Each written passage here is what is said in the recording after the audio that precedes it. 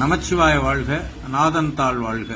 இப்ப நீங்க பார்த்து கொண்டிருப்பது சித்திர சபையில் இருக்கக்கூடிய நடராஜர்.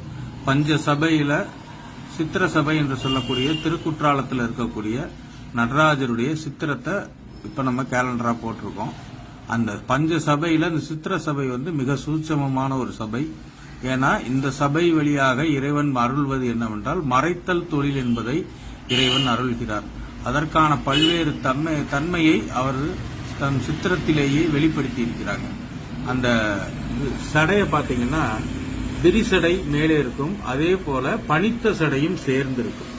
இது இரண்டும் இருவேறு தத்துவங்களை குறிக்கிறது. ஒன்று பாத்தீங்கன்னா அந்த விரித்த சடை அப்படின்னு சொல்லக்கூடிய அந்த விரிசடை சாமி இந்த பிரபஞ்சத்தை இயக்குகின்றார், அனைத்தும் இயங்குகிறது.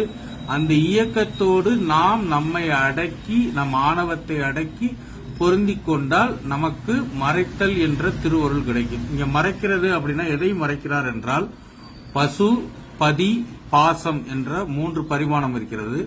அந்த பசு என்பது நம் ஜீவன்கள் உள்ள ஆன்மாக்கள், பதி என்பது இறைவன். இந்த பசுவாகியது இறைவனை அடையாமல் தடுப்பது எதுவென்றால் பாசம் என்ற ஒன்று. அந்த பாசத்தை மறைத்து இந்த ஜீவன்களை சாமி பதியோடு சேர்க்கக்கூடிய திருவுருளை புரியும்